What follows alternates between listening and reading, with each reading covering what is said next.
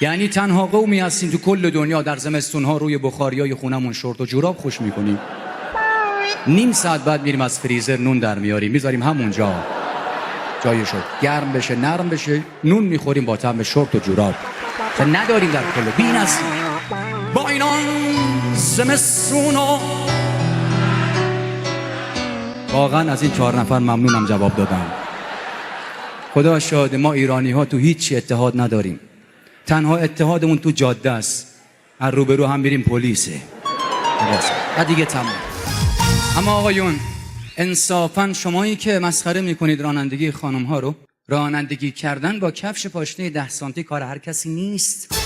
و خانم های محترم اگر شما میبینید مدتیه که آقایون پارک دوبل شما رو مسخره میکنن، صرفاً به خاطر اینکه این تنها کاریه که آقایون در زندگیشون بدون کمک مامانشون میتونن انجام بدن.